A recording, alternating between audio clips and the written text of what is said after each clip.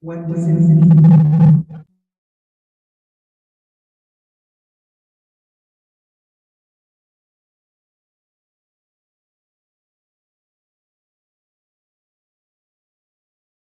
Dr. Reehab,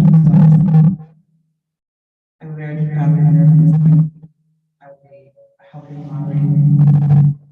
Would you like to stop? Sorry, John.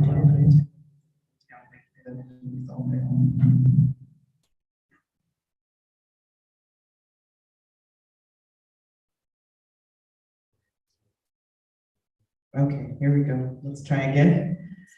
Welcome again. The title of our session today is, what does it mean to be disillusioned with community, and how do we find our way back and why? We appreciate everybody attending today, and inshallah we will have a very intimate session discussing this topic. Before we get to our main speaker, I'm going to just go through the program a little bit. After our brief introductions, we will have our main speaker have about a 45-minute talk about this subject, and I believe that's going to be online as well. And then after that, we're going to be closing down our live stream so that we can have an intimate circle here and discuss it with our live attendants. I'll be handing our microphone off to Chaplain Sundus so she can introduce our speaker. And before I do that, I wanted to just speak a little bit about what this topic could mean for each and every one of us. What does it mean to be disillusioned with community? And for us, as therapists, as a chaplain, we see this in our office hours individually, where we have a client who has had a negative experience in some community setting, whether it's a religious gathering, whether it's at the masjid, whether it's at a community-based gathering, a potluck, a park, or individual sessions that they've had with a spiritual leader, a teacher, a student. Sometimes we can have these experiences just amongst community members where there's a slight bit of discomfort felt in our gatherings. So for every individual member of our community, this could look very different, and it could be defined very different for each and every single one of you. We're going to talk about it broadly, and then hopefully off camera have some discussion on how this has impacted us and how we can overcome this and still benefit from the wonderful, beautiful programs out there in our communities. So I'll be handing off the mic to Chaplain Sundus to introduce herself and our main speaker. Thank you. Thank you so much, Dr. Mitra. Assalamu alaikum, everybody. Bismillah, alhamdulillah, salatu wassalamu ala rasulillah. As Dr. Mitra said, we are so appreciative of you joining us today to discuss this really important topic. And we are so blessed to have Reehab Ramadan with us to lead us through. So I'm going to read her bio here really quickly, and we're going to get started. We're so sorry for the delay. We had technical difficulties. Okay, Reehab Ramadan has a master's in counseling psychology and is a certified practitioner with the International Association of Islamic Psychology.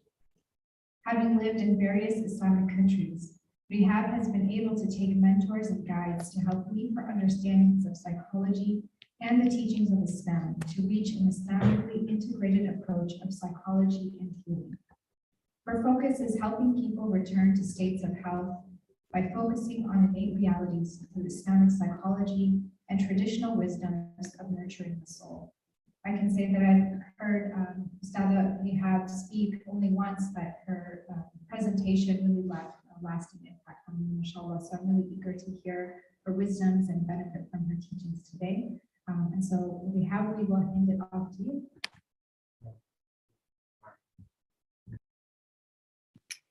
Assalamu alaikum. Can everybody hear me okay? Yes, okay. Alhamdulillah. Bismillah wa salatu wa salamu ala rasulillah. Rabbi shrah li sadri wa yassir li amri wahlul 'uqdatan min lisani yafqahu qawli waj'al li waziran min ahli Harun akhi ushdud bihi azri wa ashrikhu fi amri كي نسبحك كثيرا ونذكرك كثيرا إنك كنت بنا بصيرا. I'd like to take a moment and just orient myself and orient all of you to just where we are in time and space. Bring us to the room right now. So I'm in Belgium, and it is 9:30 p.m. on March 5th. And for all of you, I believe it's also March 5th, but 12:30 or 12:31 for all of you. And also, now that we're here together in this time and space, I just like for you to take a moment, close your eyes. You don't have to if you don't want to. And just focus on your breathing and make sure that you are taking deep breaths, that you're in your body, that you're not somewhere else.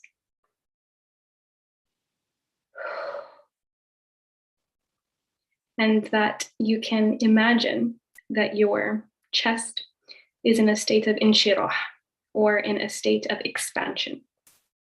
When we're in a state of constriction, it is very hard to take in any kind of new information because our system is in a stress response and it's trying to make sure that we're living.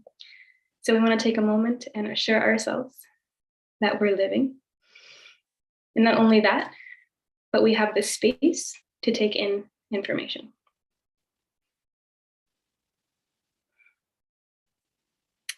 This is a little bit of a triggering topic or a heavy topic.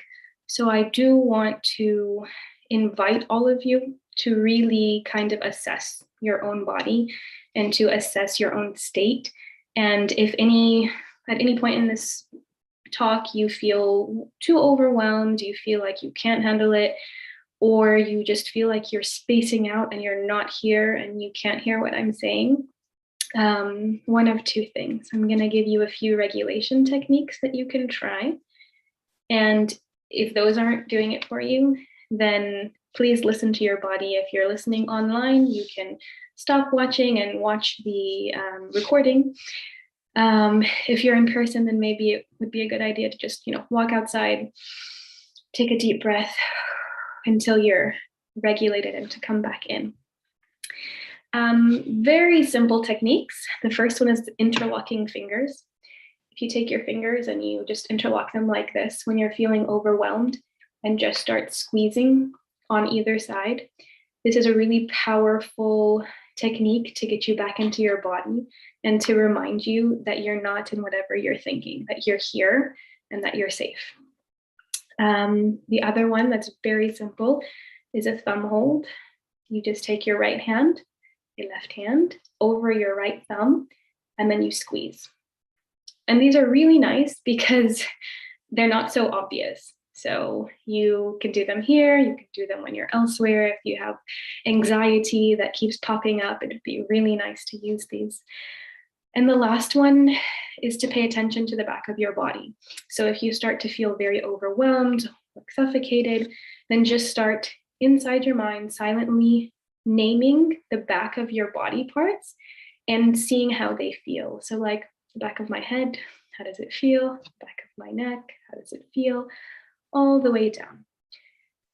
You're basically, there's a deeper explanation to this, but just a quick explanation. You're reminding yourself that you are not in a danger zone. You're actually not seeking protection from something in front of you, and you're so safe that you can take the time to focus on something that you can't see.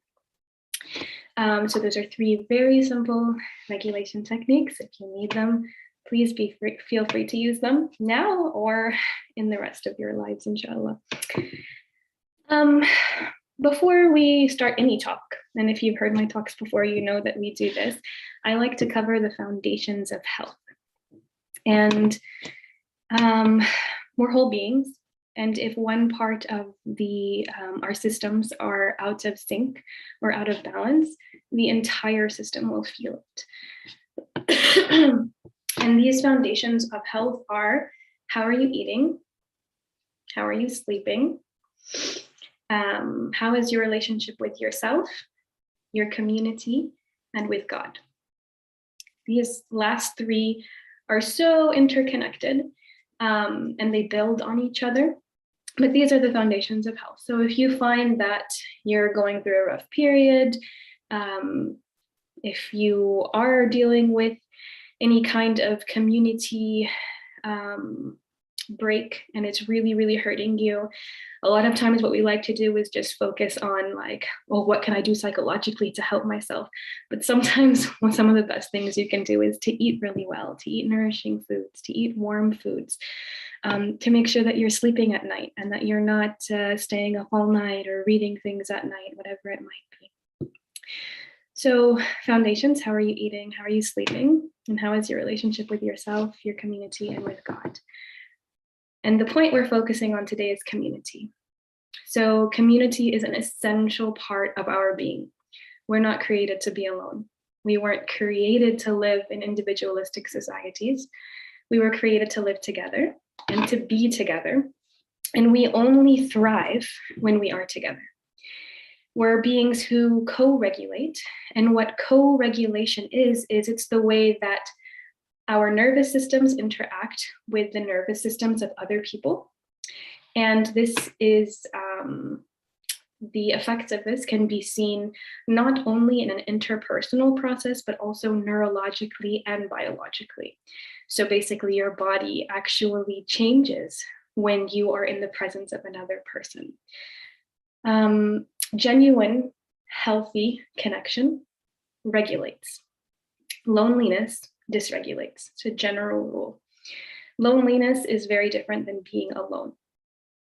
So we're not saying that if you always have to be in the presence of people, but the state of loneliness is very dysregulating for your system.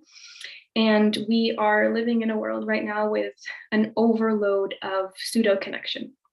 So we always feel connected. We're on our phones, we are on Instagram, we're on Facebook, we're on TikTok, whatever is out there now, and it makes us feel like we know these people and that we're interacting with them and they just told us about their lives. And even though that might be a pseudo connection in our mind, it actually does not affect the body in the same way. And so what we've found ourselves upon is what a lot of professionals are calling the loneliness epidemic. And it crosses land borders, it crosses lines of faith. So many people are struggling with this loneliness epidemic. If you look at the stories of the people of the past, they would go into khalwa, right? So we always hear about, this imam or this sheikh, he went into a 40-day khalwa. He went into this isolation where he saw nobody. And a lot of times when people start coming towards spirituality, they're like, yeah, I have to go do this khalwa. I have to be alone. I have to, just be with my God. But it's really important to look at the difference between their community and our community. They would actually leave their communities to go into isolation. Today, so many of us are actually in constant isolation, so constant khalwa, and we leave our khalwa to be in co-regulation or in connection with people. And it's not normal, it's not fitri, and this is not to bring us to a state of despair of oh my God, our world is so messed up, we're not going to be able to live in a healthy manner. It's just important to highlight these things so we realize that we need to put in the effort. It's not the same anymore. We actually have to put forth the effort to go and to create community and to create connection. And also, it makes it that much more important that when we do get disillusioned from community, that we find a way out of that disillusionment, because we actually need the community. I'm going to repeat the dua I said at the beginning, and I'll explain why. رب اشرح لي صدري ويسر لي أمري واحلل عقدة من لساني يفقه قولي واجعل لي وزيرا من أهلي هارون أخي أشدد به أزري وأشركه في أمري كي نسبحك كثيرا ونذكرك كثيرا إنك كنت بنا بصيرا. A lot of people start their talks with this dua. but not the whole thing. Usually people stop at يفقهوا قولي, right? So رب اشرح لي صدري ويسر لي أمري واحلل عقدة من لساني يفقهوا قولي. And this is from the story of Musa. And I felt like it was incredibly fitting to just continue this part of the story of Musa because it brings us to our fitri needs. And basically, Musa alayhi salam was given a huge task of having to go and to face Fir'aun. And when Allah subhanahu wa ta'ala told him, إِنَّهُ طَغَى, that Fir'aun has committed such huge atrocities and you have to go to him now. The first thing that Sayyidina Musa alayhi salam did was he made dua that Allah help him. So رَبِّ اشْرَحْ لِي صَدْرِي, so Allah expand my chest. وَيَسِّرْ لِي أَمْرِي, and make my affairs easy for me. وَاحْلُلْ عُقْدَةً مِّن لِسَانِي يَفْقَهُ قَوْلِي, and take away the impediment of my speech so that people can understand me. So the first thing was, Ya Allah help me, because that's where all the help comes from. It's from Allah subhanahu wa ta'ala. It's not from people in the beginning. They might be means, but everything is gifted from Allah subhanahu wa ta'ala. And then when he asked for that aid, the immediate next thing that he did was he asked for companionship. He said, وَجَعَلْ لِي وَزِيرًا مِّنْ أَهْلِي, give me a helper of my family. And then he knew someone who he was really connected to and that he loved dearly. Harun أخي, my brother. أشدد به أزري وأشركه في أمري كي نسبحك كثيرا ونذكرك كثيرا إنك كنت بنا بصيرا. So let him make my burdens lighter with me, and he can take part in my affairs. Why? What's the point of all of that? Why does he need a companion? كي نسبحك كثيرا, so that we can do tasbih of you a lot. ونذكرك كثيرا, and we can remember you a lot. إنك كنت بنا بصيرا, and you're the all-seeing and you see everything that we do. And so togetherness is an essential part of our humanity. And the reason why I'm coming to this is that a lot of times people will say, it's fine, I don't need people. I don't need to connect to people. I'm fine by myself. And that is a trauma response. And that's okay. It's just important to recognize that that's a trauma response so that we can work through the trauma response instead of thinking that this is actually a basis of living our lives. Even the prophets needed companionship and they needed people to be there with them, not because they couldn't get that from Allah subhanahu wa ta'ala, but because that is the nature of this world, that Allah subhanahu wa ta'ala sends us our sustenance through means. And sometimes those means, a lot of times those means are through other people. The rest of the talk will be about reconnecting with what community actually is. And then the second part is just addressing the pain that inevitably comes when trust within the community has been broken or abuse has occurred. So what is community?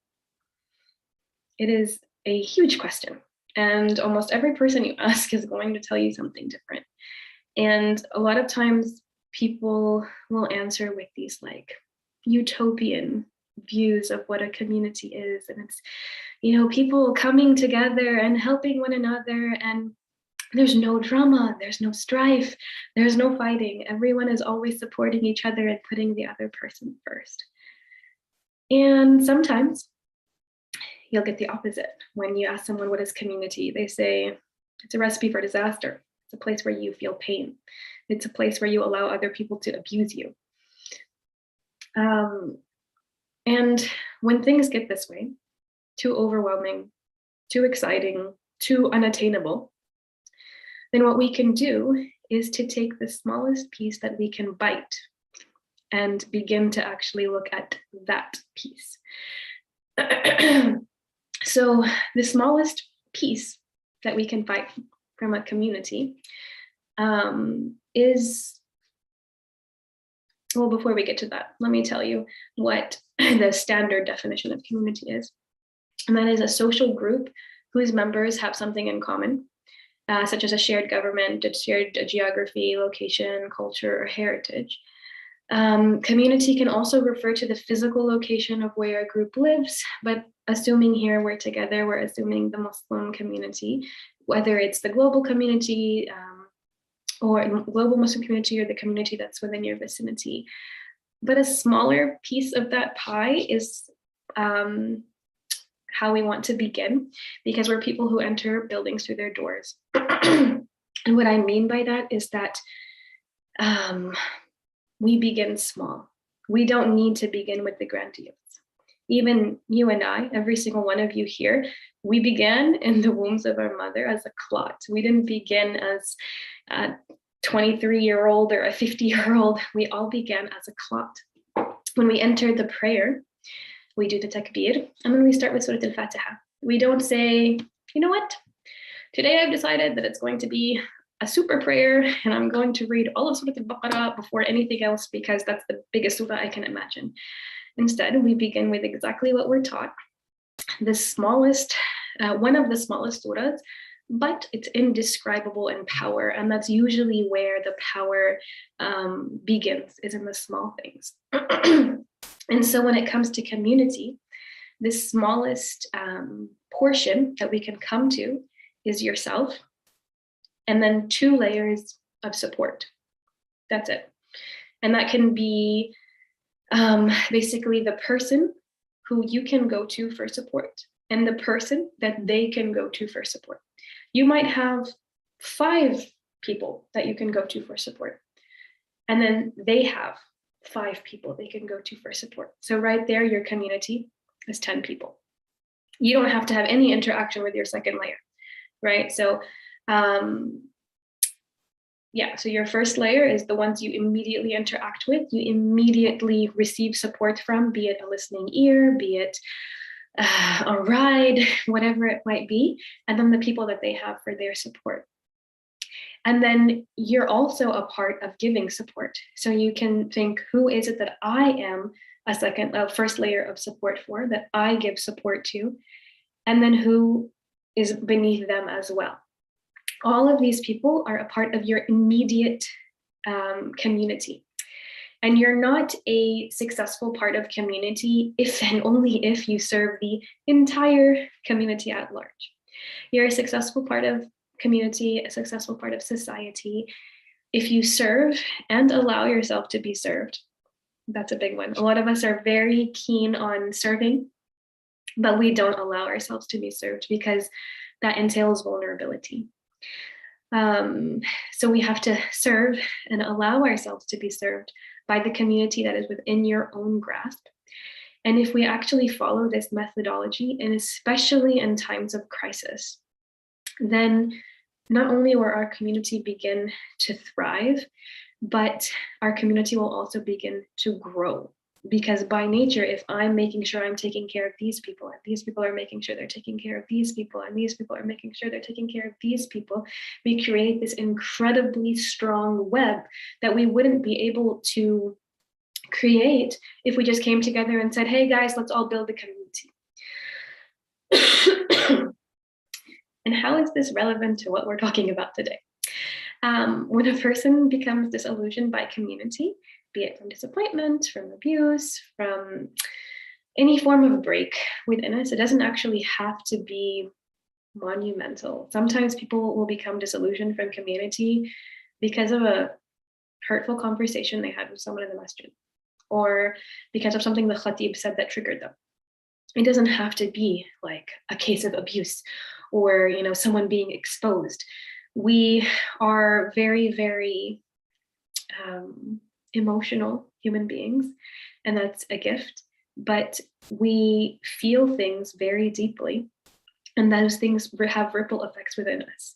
And so once a person becomes disillusioned, the first thing that your nervous system is going to do is going to respond with a big X on whatever it is that comes in its way. It might be just the person that's in front of you, or it might be the person you're hearing about, or it might be the entire community or Muslims at large. And we see the effects of this nervous system, big X, as being cancel culture, right? So that's actually what we see online. Like when someone does something wrong, that's it, they're X'd out, they're gone. And the immediate response of your nervous system with this X is actually not a problem. It's actually a very good thing because you're supposed to protect yourself. That X is basically you putting your arms up and saying, I'm in danger right now. I have to protect myself. I'm not going to let anybody hurt me. But the thing is that this is supposed to be a temporary state. It's supposed to be a state in which, as long as there is perceivable danger in front of you, so as in there's someone in the room with you that can cause you harm, or someone who's chasing you, someone who's trying to find you and you know that, someone's trying to attack you, then you're supposed to be in this state. And then it's supposed to pass. And then when it passes, our intellect comes back online. We process what we've been through. We learn the lessons that we need to learn to make sure this doesn't happen again to us or to someone else if that's possible. But the problem is that now this process gets cut short for a lot of people, and they get stuck in this temporary state of incredible self-defense. And so it was something healthy, but then the elongated state of it became something very problematic, and even a sickness that has to be recovered from and healed from. And there's a lot of reasons why people get stuck in a stress response state. But at this point, the only thing that's important to know is that it's happening, and that it doesn't only happen to the person who has been directly affected by the trauma. People who hear about it in detail or not in detail, people who see pictures, people who see the effect of a person who is affected by it, all of these people can also find themselves in a nervous system state of self-defense or a stress response. And we call this vicarious trauma. And vicarious trauma is something that is so important for us to know about in this day and age, because we are constantly being vicariously traumatized, constantly. And this is through reading detailed accounts of things online, or reading the news, or watching footage of violent scenes and violent situations. And we see these things, and our body can process it as a trauma that has occurred, because we have the superpower of empathy, and our body feels like, okay, this is real, this is actually happening. But from a rational perspective, we're like, nothing happened to me. I just watched the news for 2 hours. I'm fine. And so there becomes this disconnect. There becomes a disconnect of my body is functioning in the way of someone who has gone through a battle, who has gone through abuse, who has gone through some kind of trauma. But my mind is not allowing me to recover from it in the way that a person who has been through this recovers, because it's like, we didn't go through this. Why would we have to heal? And a lot of times this can come as an intense fatigue, especially like now with all of the scenes that are coming on the internet, that are happening all over the world. A lot of people are saying, oh, wow, I'm just incredibly tired all day long. I feel so stuck. I feel like I can't do anything. And there's nothing wrong. I slept really well yesterday.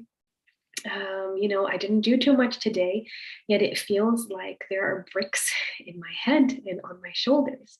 And that's actually because your body is processing trauma, and your mind is not giving it the space to, because you're not aware that you have been traumatized in that way. And so simply knowing about vicarious trauma can really help, because you can actually give yourself the space to feel, to process, and to do the things that you need to do in order to heal. When we go into this state of self-defense, or what we call the big X, it can come in different forms. One of them is the need to attack and destroy the community and or the abuser. And it's not about justice, right? So it's not like so-and-so did X, and so the aqli or the rational consequence is that this and this and this should happen. No, it's more like, let's destroy this person. We destroy their lives. We destroy their family. We destroy everything because of what they've done. And this usually feels like fire. So let's say you're sitting behind your computer screen and you just read the account of what happened to a person in your community, or you just got a text from someone, and you suddenly feel like your body is engulfed in flames, or there's fire inside of your body. That is this stress response state. The other one is feeling stuck, feeling overwhelmed, feeling like you just can't function. You can't function in the community, you can't function outside of the community, you just kind of want to lay in bed all day and stare at the ceiling. And a lot of times when this first hits you, it hits you like ice. It's like you're cold. No matter how much clothes you put on, you're still shivering and you're still shaking. There's like someone put an ice box in the middle of your chest and there's nothing you can do to change that. And the other one is wanting to run away from community and anything and anyone who reminds us of community. And this might look like a raw form of, I can't handle this anymore, I can't do this anymore, I want to have nothing to do with these people. Or it might come covered in like an excuse, which is like, I can't be a part of this community because they need more than what I can give them.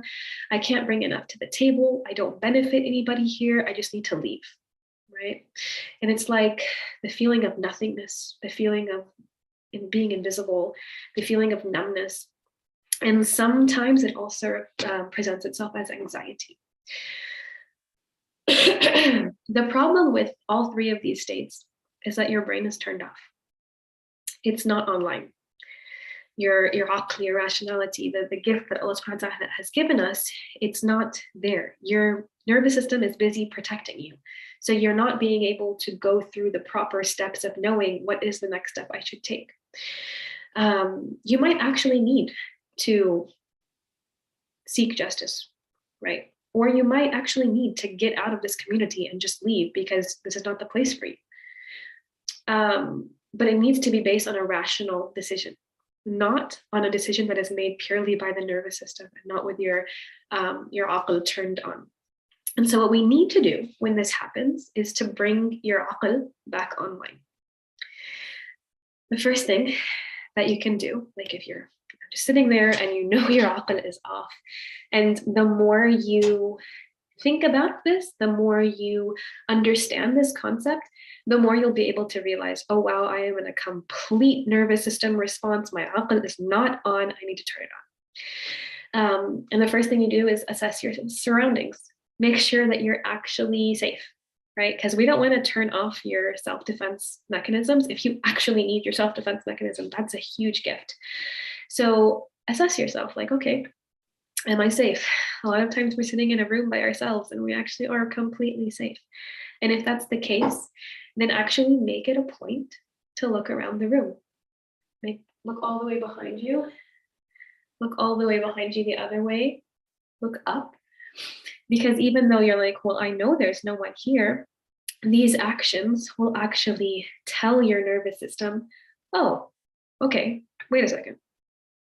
We're interpreting things wrong. We're actually in a safe place and nothing is happening to us right now. The other thing is to pay attention to your breathing and to work on your breathing. Make sure you're actually breathing breaths of a person who's alive.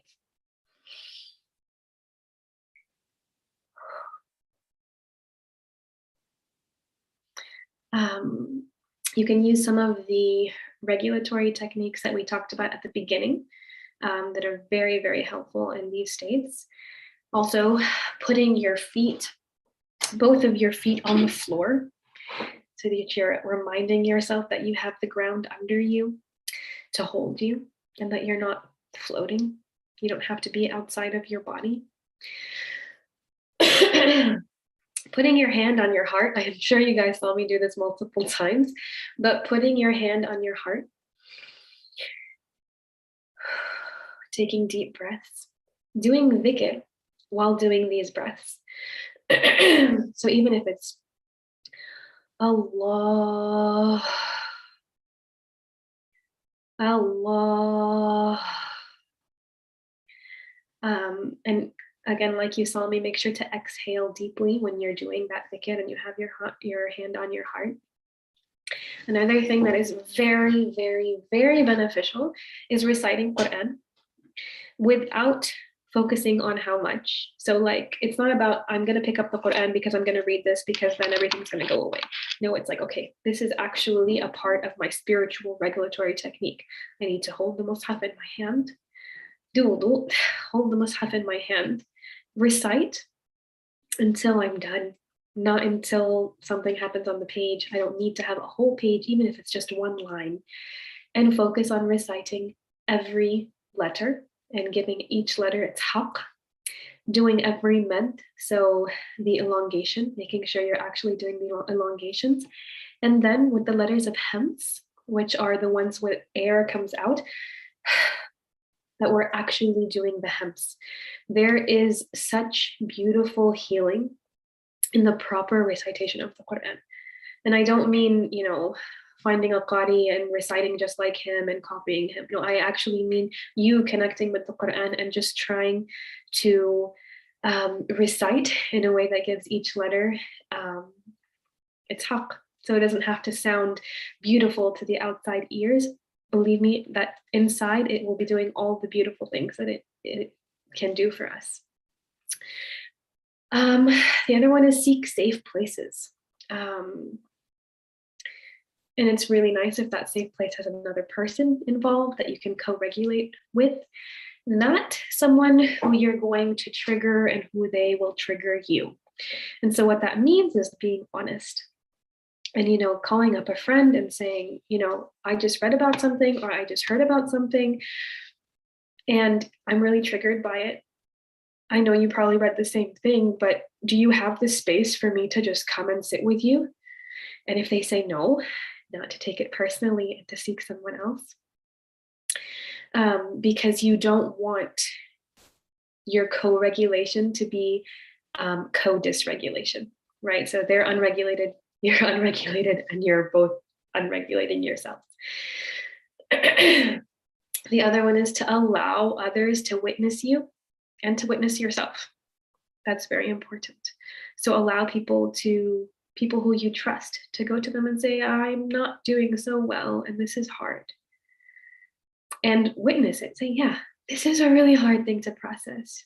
Even if it didn't happen to me directly, it happened to someone I love, or it happened to someone I've never met, but I feel so affected. And both of those things, so witnessing by others and then witnessing yourself, can't be done until you realize that in the beginning and in the end and all throughout that time, Allah subhanahu wa ta'ala sees you. إِنَّكَ كُنْتَ بِنَا بَصِيرًا, right? That's what Sayyidina Musa said. He is witnessing us at all times. And nothing is forgotten and nothing is unaccounted for. The other one is seek help. Seek help from someone wiser, someone who has experience in this. This has been happening since the beginning of time. And so it's really important, maybe that's not a good phrase, since the beginning of the creation of humans. And so there are people out there who have been through what we've been through and worse. And so seek someone who has that experience, who's been through it. They got to the other side. They found a place to reground themselves on this earth and to heal. Or seek someone who has training, who can help you. And it's important to realize that we're not meant to do this alone. You're not meant to heal on your own. You're not meant to go through the process on your own. And the last thing is allow yourself to feel. Whatever comes, allow yourself to feel. And there's a difference between allowing yourself to feel and acting upon all your actions. We don't encourage acting upon all your emotions and your feelings. We don't encourage acting upon every emotion, but if it comes, feel it. And one of the best examples of that is the Prophet ﷺ when his son passed away and the Sahaba asked him, "You're crying?" And he said, "The heart feels sad and the eyes shed tears, but we don't say except that which pleases Allah. And that is really our model. We don't cancel the feelings of our heart. We don't cancel the need to grieve, but we only say and we only do things that are pleasing to Allah subhanahu wa ta'ala. Acting like nothing happened, or that you're not affected, or that it's no big deal, only increases your self-protective state, so that X state, and it only numbs you further. And that will catch up with you later on, if not emotionally, then physically. Also, it's important to put your hands back to work. Look and see where you are in your circle of people, how you can help someone around you, and how someone around you can help you. And it doesn't have to be the same person. And it doesn't have to be something Facebook worthy. You don't have to create some, new technique that protects every person on the face of the earth. It might just be, calling someone and telling them that you love them, or that you're thinking of them. That in itself is a huge help. The Prophet ﷺ, when he received the revelation, he didn't go around and try to change the entire city overnight. He reached to those who were closest to him, and they reached to those who were closest to them, and they reached to those who were closest to them, and they reached to those who were closest to them. And then their community had undeniable strength. But also, it was not a utopian society. There was pain, there was deceit, there were hypocrites among them, there was backstabbing, there was lying. Someone even, they lied about the wife of the Prophet ﷺ. But the people knew that this is a natural part of togetherness, and we have the incredible power to help others, but every single one of us also has the undeniable power to hurt others. And we ask Allah to protect us from ever being a cause of pain to others. When we seek Jannah-like communities on earth, the only option that follows is shattered hearts and loneliness. It's important to realize that there's no perfect group. There's none. You can seek it all day and all night. There's no group that's free from all drama, free from all pain. People will be exposed. People will be hurt. People will be healed. People will be helped. And we live in a world of extremes. We talk a lot about cancel culture and how it's detrimental and how it's really harming us. But the other side of that coin, which actually breeds cancel culture, is the culture of idolization. Idolization until canceled. That's really what we do, is that you're great, you're great, you're great, you're great. Okay, now you're canceled. We don't give space in between. And having an idealized or an idolized view of human beings and of community at large, again, it leaves us ready for shattering and ready for pain. And then the first thing that happens is we cancel people, and then we get disillusioned from community. And then, we get disillusioned from our relationship with Allah subhanahu wa ta'ala. And ultimately, we get disillusioned from ourselves, and it becomes hard to even live within our own skin. Love whom you love mildly. Perhaps he will become hateful to you someday. And hate whom you hate mildly, because perhaps he will become beloved to you someday. This is a hadith, and it really encompasses the balance that we're lacking right now. We're like, I love you, I love you, I love you, I hate you. And really what we're supposed to do is, I love you, and I know you're human, and I know that you still have the capacity to hurt me, but I really love you. And if you don't like someone, then I hate you, but I know that Allah subhanahu wa ta'ala is muqallib al-qulub, and I have the capacity to one day love you, even if I say never.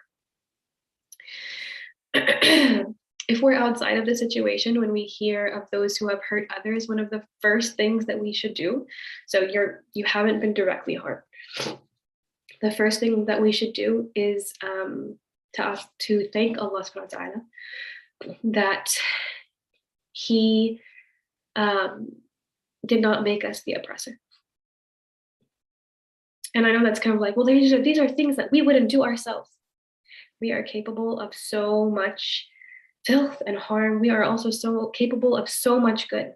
And really, we are only prevented from committing such atrocities by the rahmah, the mercy of Allah subhanahu wa ta'ala. And so when we see that someone else has harmed someone, turn inwards and thank Allah and tell him, Alhamdulillah, alladhi afana mimma ibtala bihi kathiran min al-khalq wa faddalana ala kathiran mimman khalaqa tafdila. Alhamdulillah, thank Allah for preventing us or keeping from us the bala or the trial that he has given to a lot of people, and who has preferred us over the people who he has created in such a beautiful way. And really, it's really important to realize that, and it's really important to thank him. The more we thank Allah for causing us to be not of the people who have oppressed or hurt, then inshallah, the more we thank him, the more he'll give us, the more he will protect us from ever harming people and protect the people around us from harming us. Ask yourself, what can I learn from the situation?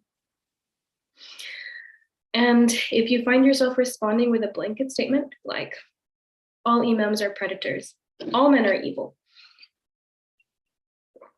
all communities are rubbish, then this is a telltale sign that your aql is not online.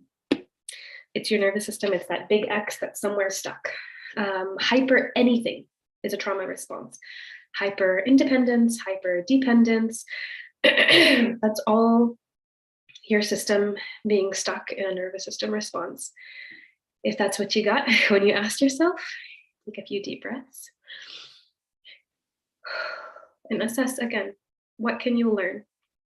Maybe that what you can learn is that even a sheikh needs to earn trust, and even a sheikh has to follow the rules, and he has to follow the boundaries that Allah subhanahu wa ta'ala has placed.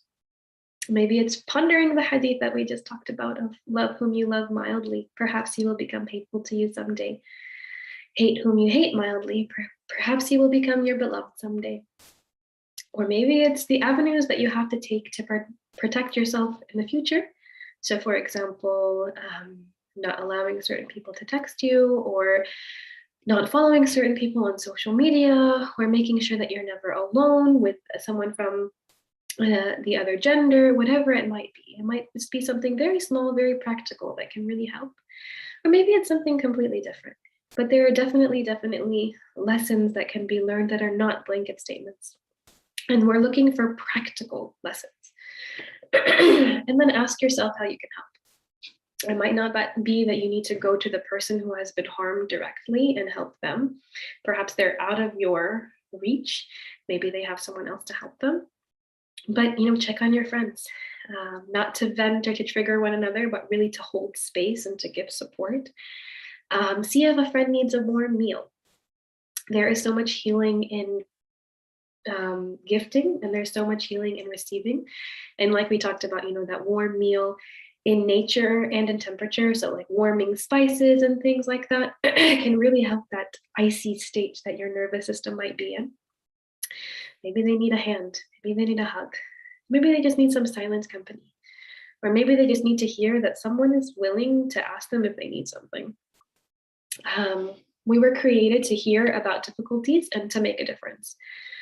We weren't created to just hear about atrocity after atrocity and just sit there. And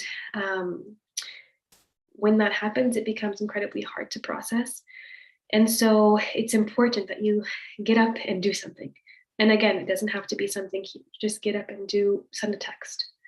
Ask how someone's doing.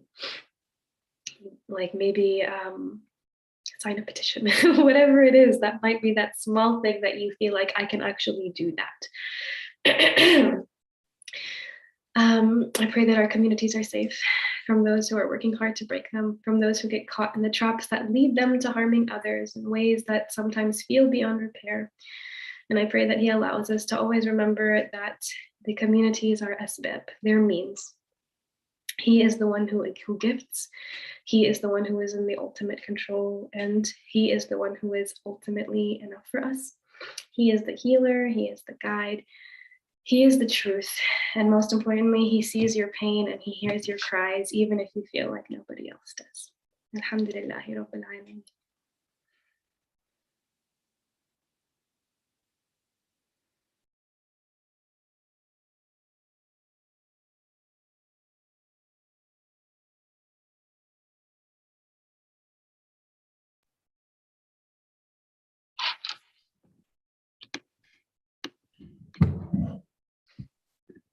Are we in mute?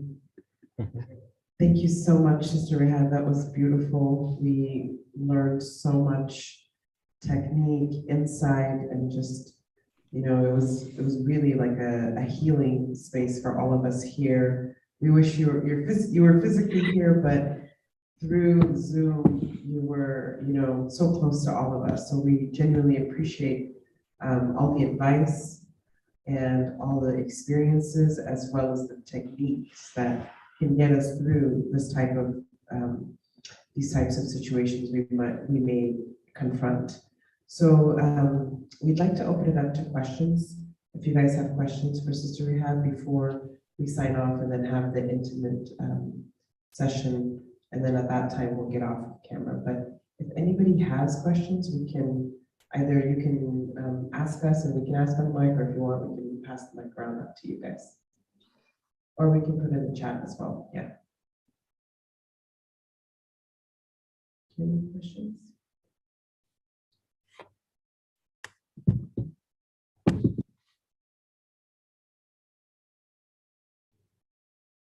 Yeah.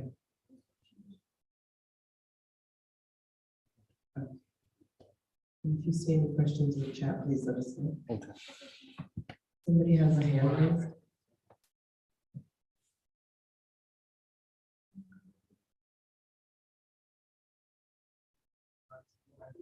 Yeah. Assalamu alaikum.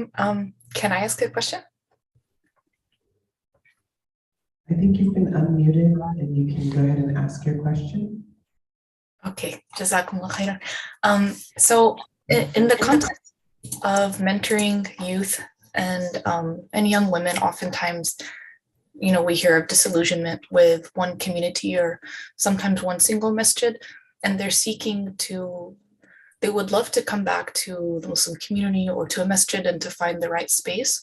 And sometimes they seek support in doing that. They're asking, how do they set themselves up kind of for success in that arena now as they're looking for the next space? And I was wondering if you could speak to some advice we could share to help them navigate that successfully. Like in the case of myself or others, sometimes, youth mentors or just friends through the masajid were kind of like the first responders to these folks. And, we want to be equipped with basic things without having to always escalate to, speaking to the right professionals, of course, and the mashayikh. Sometimes they selected that particular mentor because they do feel that safety with them, that they can open up to that extent and depth. And I would love for us to not fail them, inshallah. So I personally, as a mentor, I could use a lot of support in guiding how I could do that. And I would hate to have a shortcoming that I could prevent. So if you have any tips, I'd love to hear from Reehab and everyone else. Thank you. Thank you for your question. Could you just clarify a little bit? So they are wanting to reintegrate into a community, but they want to better equip themselves. Can you give me a little bit more, like, what do you mean by that? So let's say they experienced or they perceived some issues from one particular community. They perceive that they're not going to encounter those same issues in the next community that they have an eye on, that they've identified seems pretty safe in that regard, or welcoming, or whatever issues they specified. And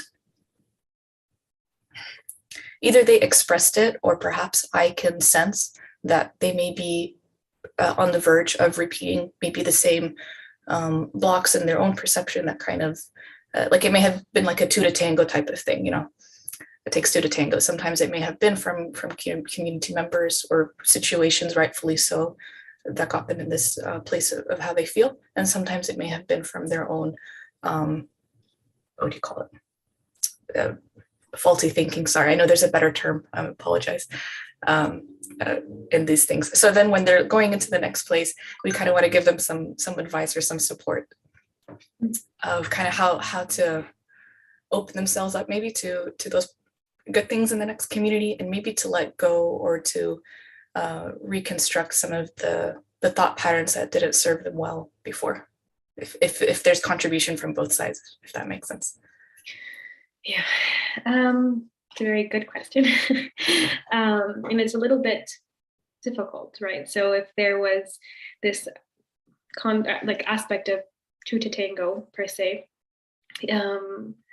which happens, it's a very touchy place to walk, because you want to make sure that no one ever or that you don't fall into victim blaming, but at the same time you want to help protect them. Like if there was like a lapse of judgment, or if there was like a gap that was there, then you want to be able to help them close it up. And so the first thing that I'll say is to befriend them, like to really, really, really befriend them, and to hear what they have to say, and to try to get to the point of being like older sister, and then to create such a rapport that the person knows that you are not blaming them or attacking them in any way, and to frame it in a way where you're basically teaching them how to build the proper walls around themselves, so that they can choose who to let in what manner, and who to not let in that same manner.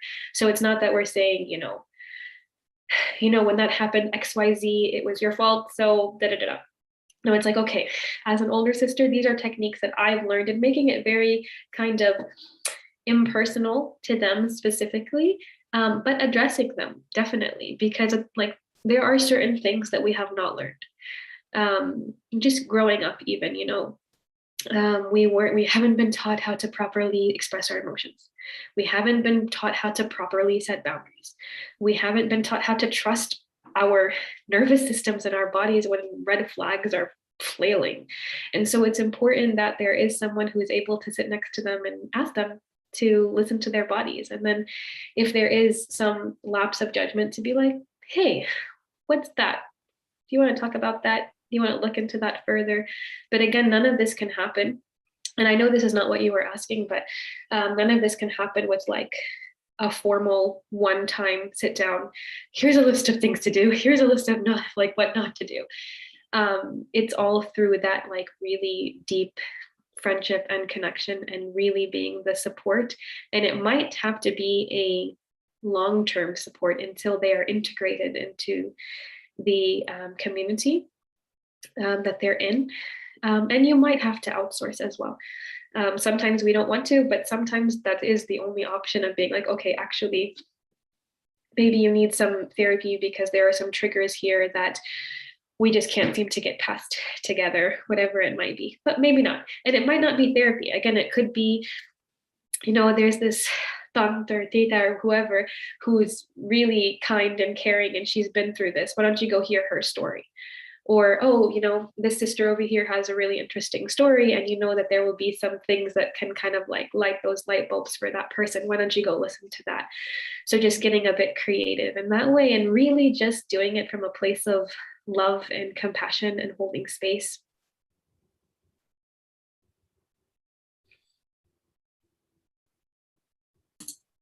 Jazakallah khairan. Thank you. Lucky.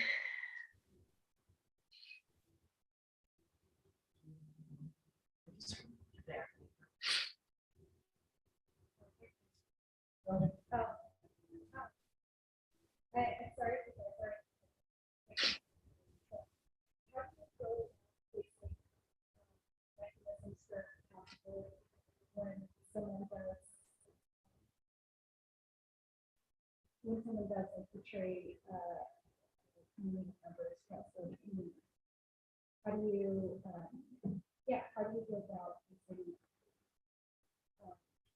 mechanisms for handling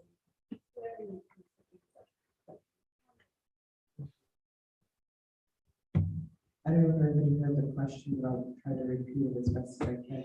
She's asking, our sister's asking, how do you place, what was the word you used? Systems. What are the systems and mechanisms that you put in place for accountability when there has been the crossing of boundaries, whether it's sexual misconduct or are you asking institutionally how do we set this up or individually on a personal level? I want to say both because sometimes I feel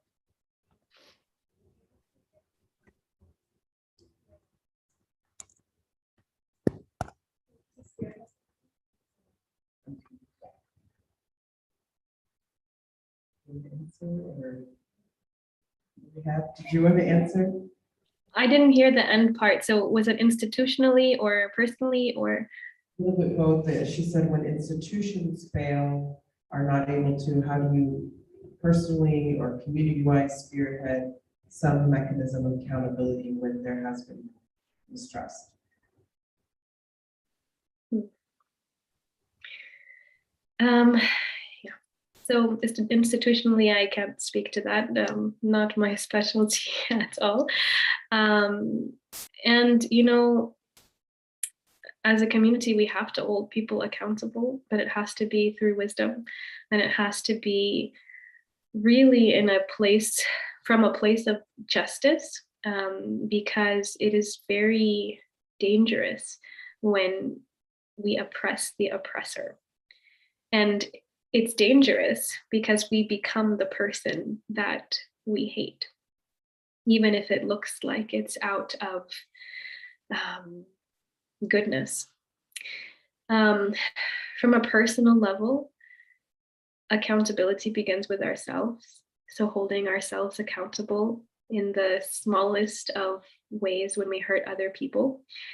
And this wouldn't be in the moment of abuse or breaking, but honestly, we can't wait until that happens. We have to prepare way before, and we have to hold ourselves accountable to even the smallest of things for other people. So if I hurt someone, even if it's not a big deal, I need to go and apologize.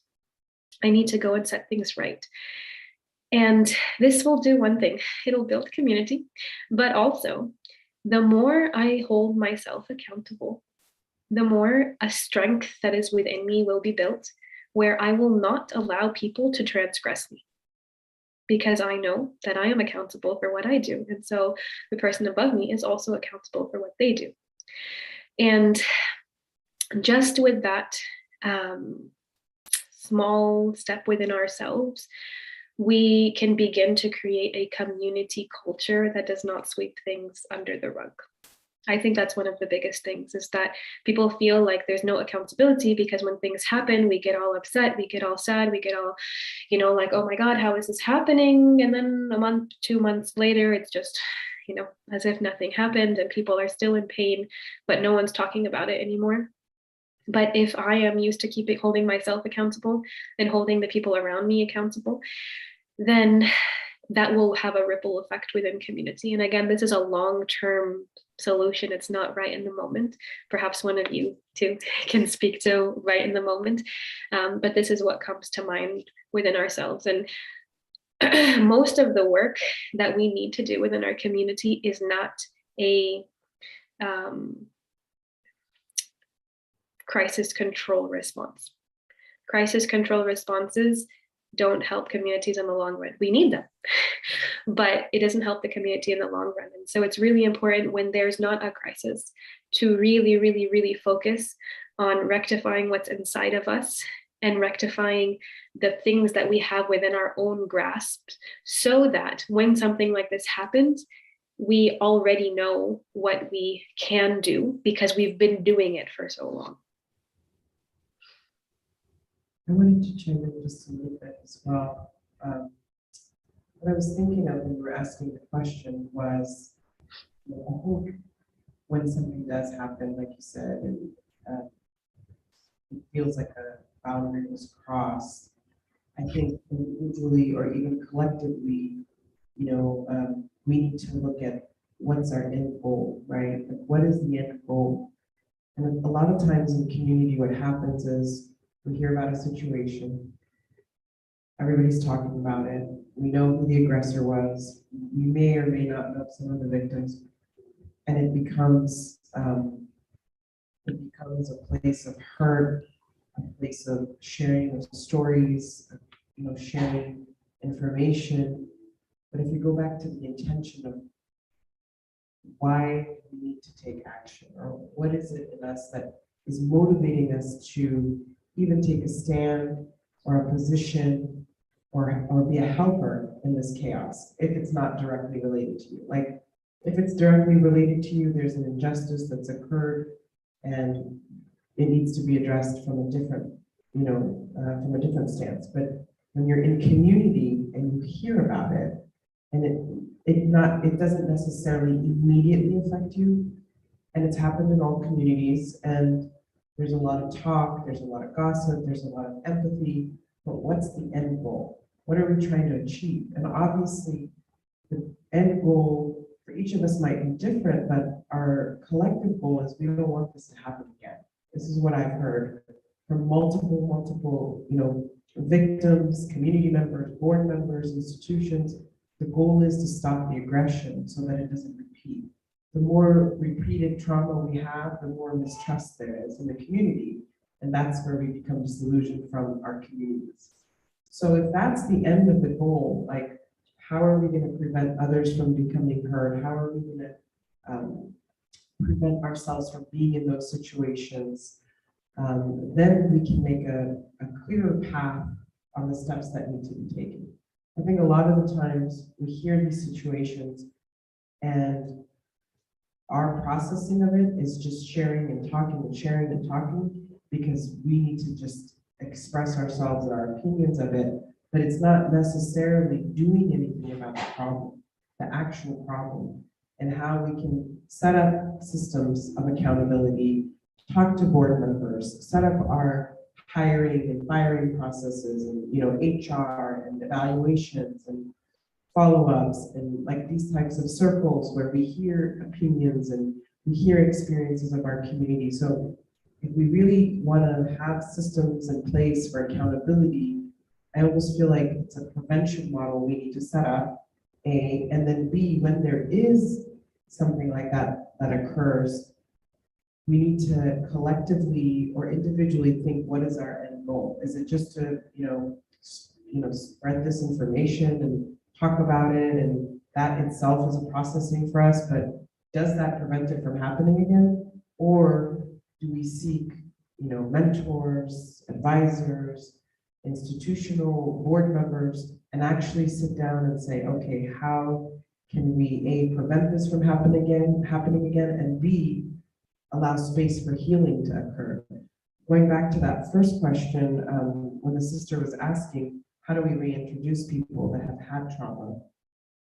Sometimes what happens is if I've had trauma with this community and I haven't worked on it, I haven't healed it, whether it's through a hala, a therapy session, a chaplain, anyone, then I just automatically enter into this new arena, assuming that that's going to happen to me again.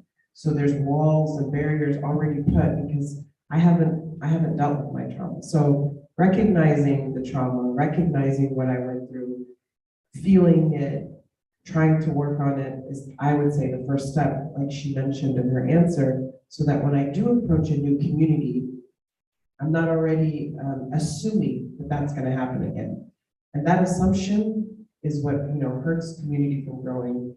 So somebody had an experience somewhere and they don't want to come here because they think it might happen again.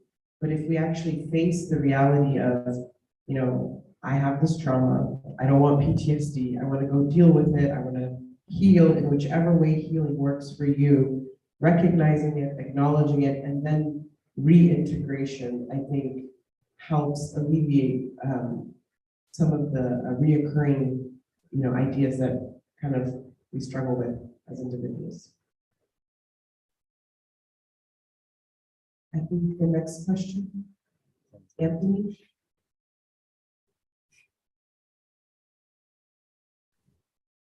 Assalamualaikum. Can y'all hear me? Jazakallah khair. Thank y'all kindly for putting this on. And please forgive my Southern dialect.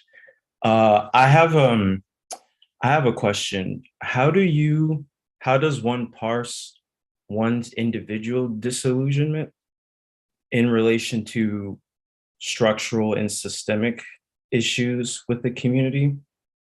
And the reason why I ask this is because I think it's one thing to talk about individual healing, where that can be done, but it is difficult when the attributes that cause the trauma are pervasive and continually in your face.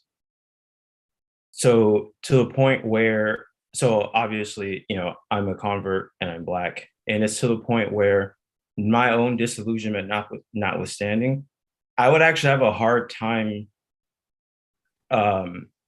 wanting to bring someone into the community, particularly if they were Black and or a woman, because of what I've seen over the past decade and a half.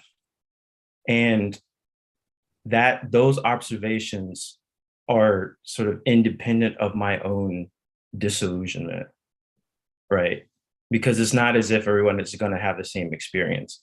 But at the same time, I'm also inspired by the religion itself to have a sort of honesty with who I'm talking to, assuming they're interested in Islam, for example, that was not necessarily shared with me about how the community is actually structured in terms of race and class, that sort of thing. So how does one parse those attributes, particularly when they're so obvious and so in your face all the time? Thank you.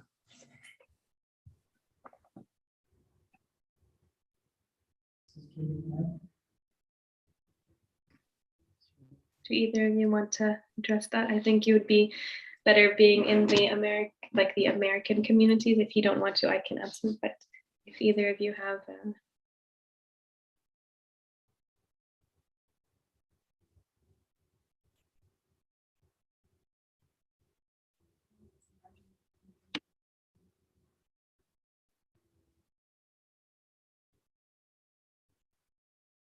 my honest answer is I don't know that the system will change in our lifetime, or and with the next generation's lifetime. That's where I'm honest. Yeah, especially when we're talking about race, when we're talking about gender. I feel like that's going to be a continuous challenge. I'm trying.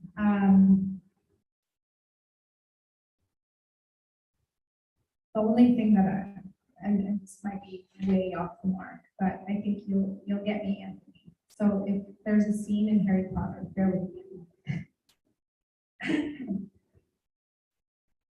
There's a scene in Harry Potter. Harry gets to the point where he's continually pushed out of his community. There's a level of mistrust and distrust of what he's going through. There's incredible denial on a community level of what is happening in terms of this evil that's coming in. And he is feeling alone, and he opens up to his friend, Gustavo Luna Lovegood, who's kind of an outsider in her own way. And he's telling her how lonely he feels and how nobody believes him. And she responds by saying, "My father and I believe you. We believe everything that you've said and everything that you're going through." And he's kind of like, okay, well, you and your father are kind of outcasts yourself. Like, what does that help? And she said something really beautiful. She said, I imagine that you know who, the evil force or the evil one, wants you to feel like you are all alone. Because if you feel like, or if you believe that you're all alone, then you're no longer a threat. And so when I hear about that, I hear about the evil, you know who, Voldemort, anything that we want to replace with that entity, with that name, whether it be racial injustice, gender inequality, thank you. And then I think about the shared evil that we know of in our tradition, which is shaitan, working through the base ego of each person and having them be convinced to see the bad only, or to feel like they are all alone and isolated in that struggle because it's easier to take each person down one by one. And so what I guess I'm trying to say in a really roundabout way is that if there is denial community-wide, or if there doesn't seem to be a communal push to address this issue, or any easy answer that's going to come out of it, then looking around and seeing the allies, and community doesn't have to be 200 people, it can be a community of 2. As our sister Reehab mentioned, it could be this one person and then they are above. And I'm also reminded of something that Chaplain Sohaib Sultan, may Allah have mercy on his soul, one of my mentors who passed away last year, when he was posed with this question of what do we do when no community is welcoming to me? And he reframed the question and said, what I tell my students, as he was a university chaplain, is how can I take my experience and make somebody else feel welcome? In other words, if I can't find the community that's going to welcome and help me, then what am I doing to create that community for myself and somebody else? And so it's not always, not every person has the energy and the capacity to do that. I understand that. But again, it goes back to this feeling of really resisting the urge to believe that we are alone or in isolation, or that we cannot bring others into the fold, and that we can make what we need to make for ourselves, and starting there and starting super small. And yes, it's not going to dismantle systemic inequalities and injustice. I don't know that it ever will, but for our own sanity and for our own spiritual well-being, I think it's really, really important to try and see beyond that. And I'm really sorry if I didn't answer your question head on. It's a really difficult one. I'm sure I'll give it a try. I appreciate that perspective, Chaplain Sundus, and I appreciate your question. And these are broader problems in the world. Like, it's not just our community. So, the world is dealing with racism and gender inequality in different settings, whether it's, a religious setting, a school setting, a professional setting.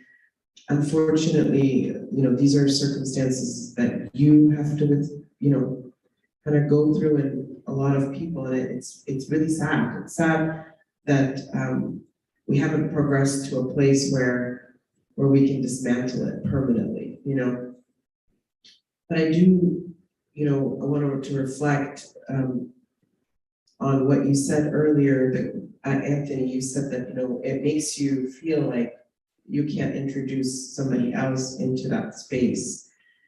And for me, like, when I heard that, again, our systems and our communities may have these injustices, like there may be all of those barriers.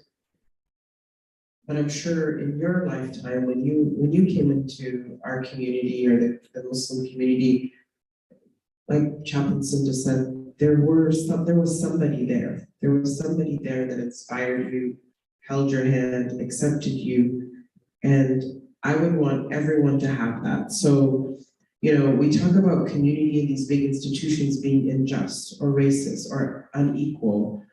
But it's hard for me to believe that every single person within that community holds that belief.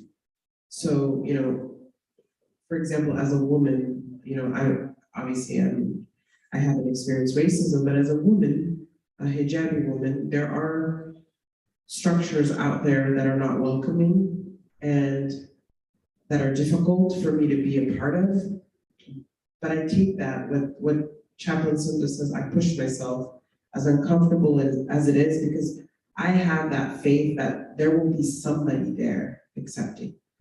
You may not have the entire community, you may not have the institution, but maybe because of the whole institution, we may miss out on that one individual that can fill in so much. And my experience, I've been in institutions or places of discomfort or unwelcome, but I have found an angel amongst them, you know? So it's important to sometimes, you know, find those areas and those places that just, there's that one person or a couple of people that will give you that space to be yourself and to feel like you fit in. And so I was just thinking of the Mr. Rogers quote when he always says, you know, my mom always asked me to look for the helpers.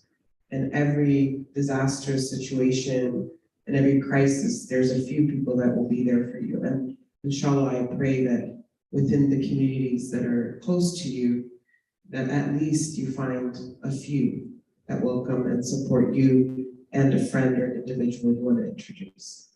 Thank you for your question. Any other questions? More.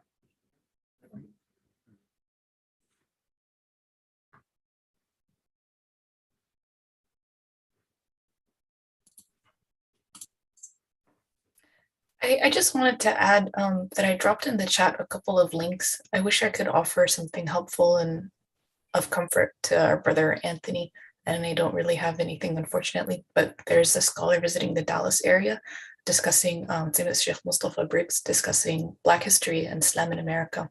And he touches on some things that may offer some comfort and some hope in moving forward, and discusses these matters also quite head on, in case that is helpful to our brother Anthony or anyone in his network or watching this.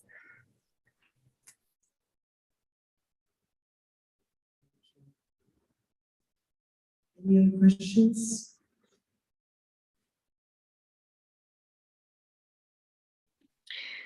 I'll just add one thing to this. Yeah, okay. So this is again to Brother Anthony. You know, it's very hard to feel unwelcome with the people who you feel are your family or that are supposed to be your family. And there's so much beauty in Islam that teaches, you know, empowerment of women and respecting women, and that there's no preference over skin color. And then just to meet the reality of where we are is very hard. And so one of the things that is really important is that when we find that things just are not aligning, that we meet reality where it is. And that we see, okay, what does reality look like right now? Not what do I want reality to look like, but like, how does it actually look? And it might actually be that you are, from a rational perspective and not a stress response perspective, are disillusioned with the community that you're around. And it might be very, very well-founded, and you don't feel safe and you don't feel like it's okay and safe to bring in someone else into this space. So that's the reality that you're in. So meet reality where it is, and then ask yourself, in the situation that I'm in, what do I need to thrive? In order to thrive, we begin with definitely intention and dua. And intention and dua can change the most difficult of situations. But then we also, again, take the smallest piece that we can bite. And sometimes we want to go to the big communities or the big masjid, or, you know, the place where there's so many people, and then we go and it's just really not nice, or it's really not comfortable, or it's really just not our space. They might be great together, but just it doesn't feel like it's a homey place for us. And so again, it's important just to go back to being like, to go to small spaces, not physical spaces, but internally go into yourself and see, who is it that I've met within my Muslim friends that I feel comfortable with, that I feel safe with. And so maybe in order to be in community, in order to be in suhbah, you can invite them over to your place every Sunday. And then invite the people that they know that they feel comfortable around every Sunday. And then they invite the people that they feel comfortable around every Sunday. And in doing that, you can strengthen your own circles, and you can strengthen a place where you feel home and you feel safe. And then when you have your safe space, it can then be easier, not easy, but easier to go into the non-safe spaces and see if you can make a change. But when you don't have your own safe space, it's very, very difficult to go in and to these non-safe places when there's nowhere else to fall back on. So I'd say build within yourself, build from the people around you, bring people together. The fact that you even want, like you're thinking, I wish I could bring someone in, but I don't feel comfortable, means that you have the capacity to bring people in. So instead of bringing them into somewhere that might not be safe, band together, and then maybe take this band and go to that place and be like, all right, now we are strong and we want to tell you what we're having an issue with because we want to join forces or whatever it might be. But the most important thing is meeting reality where it actually is, and then finding a way to thrive within this reality with intention, with dua, and with the immediate actions that we're able to do.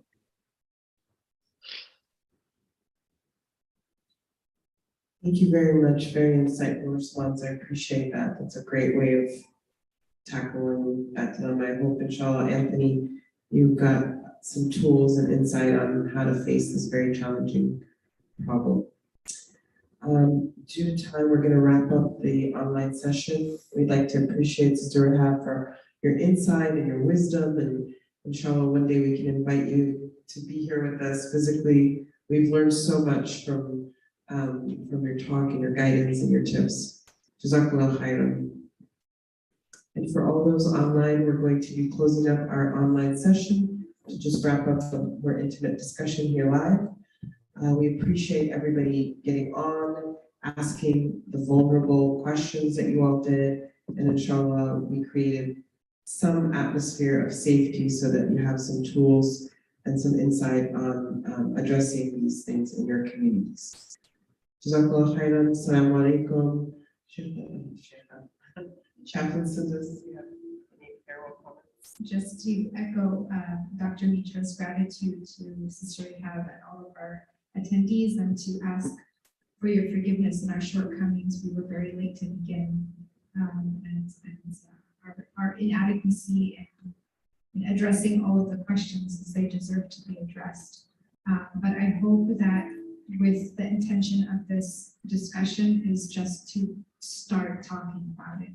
Even though we don't have necessarily the solutions, we wanted to start the discussion and do it in a way that is mutually respectful. And so inshallah, that was achieved and felt with the help of Allah Ta'ala. And we urge everybody to continue these discussions, and hopefully we will reach a point where we can actually have some solutions moving forward.